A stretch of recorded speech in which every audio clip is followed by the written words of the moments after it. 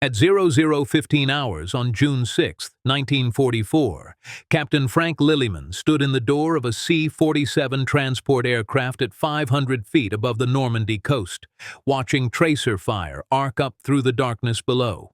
Lillyman was 29 years old, commanding officer of the 101st Pathfinder Company, Provisional, 502nd Parachute Infantry Regiment, 101st Airborne Division.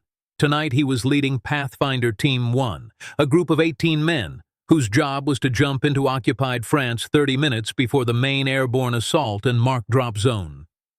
A, with lights and radar beacons, so that 6,600 paratroopers following behind them could find their landing zones in the darkness. The aircraft shuddered as German anti-aircraft fire bracketed the formation. Lillyman could see muzzle flashes from the ground, white and orange bursts against the black landscape. The pilot was flying too fast, over 150 miles per hour instead of the planned 110. The aircraft was too high, at 700 feet, instead of the planned 500. And they were off course, though Lillyman wouldn't know how far off course until he was on the ground. Lillyman's equipment weighed over 100 pounds. Standard T5 parachute, reserve chute, M1 Garand rifle strapped to his leg, ammunition, grenades, entrenching tool, first aid kit, rations, and most importantly, the equipment that made Pathfinders different from every other paratrooper jumping that night. Strapped to his leg in a padded canvas case was a Holophane light, a battery-powered signal lamp that could be seen for miles. In his equipment bag was a Eureka radar transponder, a 35-pound electronic device that would guide aircraft to the drop zone even in complete darkness or heavy clouds. The Pathfinder concept was relatively new to American airborne operations. The British had pioneered the technique during operations in North Africa and Sicily, using small teams equipped with lights and radar beacons to mark landing zones ahead of the main force. The Americans had adopted the concept in late 1943, establishing a Pathfinder school at North Witham in England. The training was brutal: jump training, night navigation, equipment operation, small unit tactics, survival behind enemy lines. Of the 300 men who volunteered for Pathfinder training, fewer than 200 completed the course. The equipment they carried was sophisticated by 1944 standards but crude by any modern measure. The Eureka transponder was essentially a radio beacon that responded to signals from Rebecca radar sets installed in aircraft. When a C-47 with Rebecca equipment approached the drop zone, the Eureka would send back a signal that appeared on the aircraft's radar scope, giving the pilot a precise bearing to the drop zone. In theory, this system could guide aircraft through complete darkness, thick clouds, or heavy fog. In practice, it had never been tested under combat conditions. The Holophane lights were simpler but equally important. Each Pathfinder team carried multiple lights that could be arranged in patterns to mark drop zone boundaries and indicate wind direction. The lights used colored filters: green for the approach end, amber for the edges, red for the far end. From altitude, the pattern looked like an illuminated letter T, with the crossbar indicating the upwind end of the drop zone. Pilots could see the lights from several miles away, if conditions were clear. But conditions over Normandy on the night of June 5th to 6th were anything but clear. Low clouds obscured much of the coastline. German anti-aircraft fire was heavier than expected. Many transport pilots, inexperienced in combat flying, took evasive action that scattered their formations and threw off their navigation. The Pathfinder teams, jumping first and alone into hostile territory, would face the worst of these problems. Lillyman's team had trained together for 4 months. They knew each other's capabilities, trusted each other's competence. Private First Class Robert Murphy carried the Eureka beacon.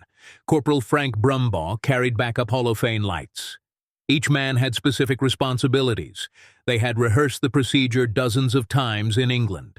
Jump, assemble, deploy equipment, mark the drop zone, wait for the main force. 30 minutes from jump to equipment activation. That was the plan. The green light came on at 00:16 hours. Lillyman jumped. The static line snapped his parachute open with the familiar violent jerk. He had time for maybe 6 oscillations before hitting the ground. At 700 feet and 150 miles per hour forward speed, the descent time was less than 20 seconds. German machine guns opened fire from multiple directions, tracers cutting through the darkness.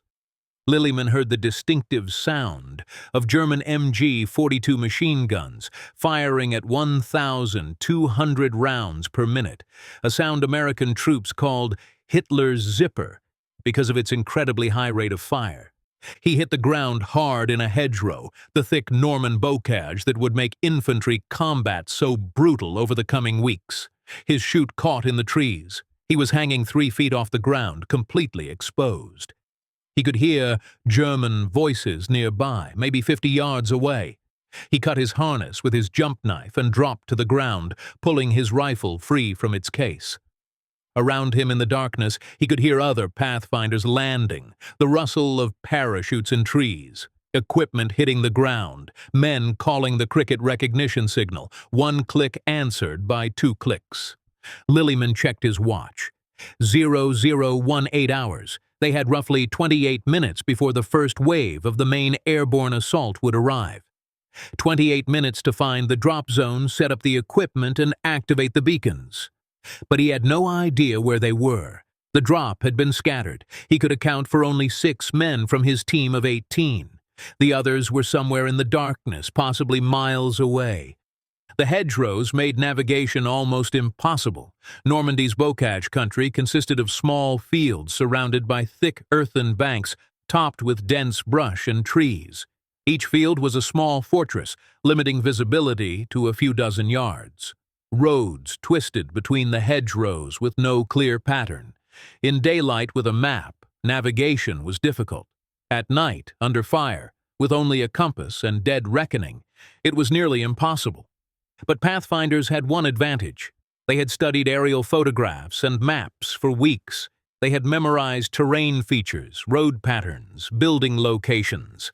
Lilliman knew that Drop Zone A was supposed to be a large, open field near the village of Highsville, roughly 2 miles inland from Utah Beach. He knew the field was bordered by a road on one side and a small stream on another. He knew there was a church steeple visible from the Drop Zone. He had to find these landmarks in complete darkness while avoiding German patrols. He gathered his 6 men and moved toward what he hoped was the drop zone. The group included Corporal Brumbaugh with the backup lights and Private Murphy with the precious Eureka beacon. 4 other Pathfinders whose names Lilliman never recorded in his after-action report. They moved through the hedgerows using tactics they had learned in training. 1 man forward to scout, the others following at intervals, watching for German patrols, listening for the sound of aircraft engines that would signal the approaching main force. At 0025 hours, they found a large open field that might have been Drop Zone A, or it might have been one of dozens of similar fields in the area. Lilliman couldn't be certain. There was no church steeple visible, but darkness and the hedgerows limited visibility. The stream that was supposed to border the drop zone was not where the map indicated it should be. But time was running out. In 15 minutes, 6,600 paratroopers would start jumping whether the Pathfinders were ready or not. Lilliman made the decision. They would set up here. Murphy began assembling the Eureka beacon. The device consisted of a receiver unit, a transmitter unit, a battery pack, and an antenna that had to be deployed away from the beacon to avoid interference. Murphy worked in complete darkness, assembling components by feel, connecting cables, checking connections. The Eureka was temperamental. Moisture could short out the circuits.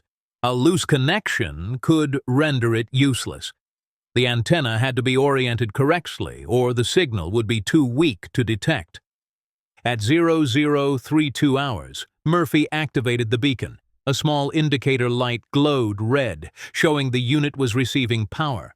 Whether it was actually transmitting a usable signal was impossible to know until aircraft started arriving. Brumbaugh deployed the Holophane lights in the pattern they had rehearsed, forming the T-shape that would mark the drop zone boundaries. Green light at the approach end, amber lights along the sides, red light at the far end. The lights were dim, designed to be visible from altitude, but not so bright that they would attract German attention from ground level. At 0040 hours, they heard aircraft engines, the deep rumble of hundreds of C-47 transports flying in formation, approaching from the northwest. The main assault was coming. Lillyman's Pathfinder team had completed their mission. The beacon was transmitting. The lights were deployed. Now they had to hope that the pilots could find the drop zone through the darkness, clouds, and anti-aircraft fire. What happened next would demonstrate both the brilliance and the fatal flaws of the Pathfinder concept. Some aircraft homed in on Lillyman's beacon and dropped their paratroopers directly on the marked field. These units, assembled quickly, moved to their objectives and completed their missions with relatively light casualties. But many other aircraft never detected the Eureka signal. Their Rebecca radar sets malfunctioned or were overwhelmed by electronic interference. These aircraft dropped their paratroopers based on dead reckoning navigation, which was wildly inaccurate given the evasive maneuvers and high speeds necessitated by German fire. The result was chaos. Paratroopers landed scattered across a 25-mile area. Some units landed miles from their objectives. Entire sticks of paratroopers dropped into flooded areas behind German coastal defenses and drowned, weighed down by their equipment. Individual paratroopers wandered through the Norman countryside for hours or days trying to find their units. But some units, particularly those that landed near Lillyman's beacon on Drop Zone A, assembled quickly and achieved their objectives. The other Pathfinder teams experienced similar problems. The team assigned to Drop Zone C near Sainte-Marie-du-Mont landed 4 miles off target. They set up their equipment anyway, hoping it would help at least some aircraft find the general area. The team assigned to Drop Zone D near Angoville-au-Plain was scattered so badly they never assembled as a complete unit. Individual Pathfinders set up whatever equipment they had, working alone in the darkness, trying to mark something that might help the main force. The 82nd Airborne Divisions Pathfinder teams faced even worse conditions.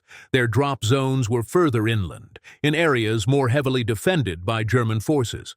The Pathfinder team assigned to Drop Zone N, near Sainte-Mère-Église, was shot at from the moment they exited their aircraft. Several men were hit before they reached the ground. The survivors landed scattered across several square miles. They managed to set up one Eureka beacon, but it malfunctioned within minutes. The backup beacon was lost when the Pathfinder carrying it landed in a tree and was shot by German soldiers before he could cut himself down.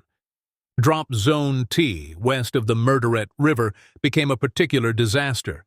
The area had been flooded by the Germans as a defensive measure, creating a shallow lake several miles across. Pathfinders landed in water that was sometimes knee-deep, sometimes over their heads. Heavy equipment dragged men underwater. The Eureka beacons were soaked and useless. Holophane lights sank.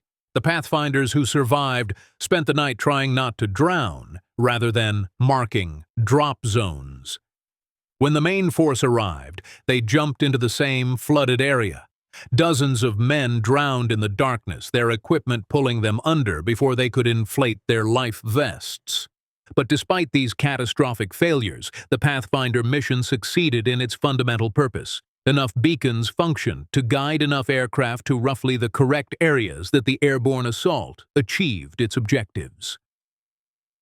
The 101st Airborne secured the causeways leading inland from Utah Beach. The 82nd Airborne captured Sainte-Mère-Église, the first French town liberated on D-Day. These missions were accomplished by small groups of paratroopers who assembled in the darkness, often miles from their intended drop zones, and fought toward their objectives anyway. Captain Lillyman's Pathfinder team remained on Drop Zone A through the early morning hours, providing security for the assembly area as more and more paratroopers arrived. By 0300 hours, several hundred men had gathered near the beacon. Units began moving toward their objectives.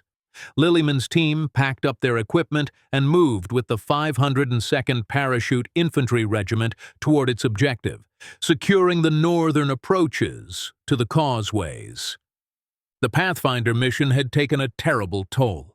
Of the approximately 200 Pathfinders who jumped into Normandy ahead of the main force, over 40 were killed, wounded, or captured within the first hour. Many of the Eureka beacons malfunctioned or were destroyed. Most of the Holophane lights were never properly deployed, but enough of the equipment worked well enough to make a difference. Post-action analysis by the Army Air Forces concluded that units dropping near functioning Pathfinder beacons had casualty rates 30% lower than units dropping without Pathfinder guidance. The equipment itself was remarkably advanced for 1944. The Eureka system represented the cutting edge of radar technology. The Eureka beacon operated on 214 MHz with a range of approximately 40 miles under ideal conditions. The Rebecca receiver in the aircraft could detect the Eureka's signal and display the bearing on a cathode ray tube scope. The pilot could then steer directly toward the beacon. The system worked brilliantly in testing. In combat, with multiple beacons operating simultaneously, with German electronic jamming, with damaged equipment and operators working under fire, it was far less reliable. The Holophane lights were simpler but had their own problems. The batteries lasted only about 2 hours. The colored filters were fragile and often broke during the parachute landing. The lights themselves were dim enough to avoid attracting German attention from ground level. But that same dimness made them difficult to see from altitude if there was any smoke or haze. Pilots reported that they could see the lights clearly under ideal conditions, but lost sight of them if there was any anti-aircraft fire creating smoke, or if low clouds obscured the ground. After D-Day, the Pathfinder concept was refined and expanded. Later airborne operations in the Netherlands, Germany, and the Pacific used improved equipment and better-trained Pathfinder teams. The radar beacons became more reliable, the lights became brighter and more durable. Pathfinder training emphasized small unit tactics and survival behind enemy lines, recognizing that Pathfinder teams would often be scattered and forced to operate independently. Captain Frank Lillyman survived D-Day and continued serving with the 101st Airborne through the Normandy campaign. He participated in Operation Market Garden in September 1944, again serving as a Pathfinder. He was wounded during the Battle of the Bulge in December 1944, but recovered and returned to duty. He survived the war and returned to the United States, where he rarely spoke about his experiences. When asked about jumping first into Normandy, he would say that someone had to go first, and Pathfinders volunteered for it. Nothing special, just their job. The broader impact of the Pathfinder mission extended beyond D-Day. The concept of small, specialized teams jumping ahead of the main force to mark landing zones became standard practice in airborne operations. Modern military forces still use Pathfinder units, though the equipment has changed dramatically. GPS navigation, laser designators, and satellite communications have replaced Eureka beacons and Holophane lights. But the basic concept remains the same. Small teams insert ahead of the main force, mark objectives, provide guidance, and accept extraordinary risk to increase the success of the larger operation. The men who jumped into Normandy 30 minutes before D-Day began knew they were accepting a mission with minimal chance of survival. They jumped alone into darkness and enemy fire. They carried equipment that had never been tested in combat. They had no backup, no reinforcements, no extraction plan. If they were killed or captured before completing their mission, the main force would still come. The assault would happen whether the Pathfinder succeeded or not. Their deaths would be noted in casualty lists and forgotten in the larger story of D-Day. But they jumped anyway. 18 men per team, 12 teams total, 216 men who went first so that 13,000 others would have a better chance of survival. That's what Pathfinders did. They marked the way through darkness so others could follow. If you found this story compelling, please like this video. It helps more people discover these important pieces of history. Subscribe to stay connected with stories of the aircraft and crews that shaped the Second World War, and leave a comment telling us where you are watching from. Thank you for watching, and thank you for remembering those who served.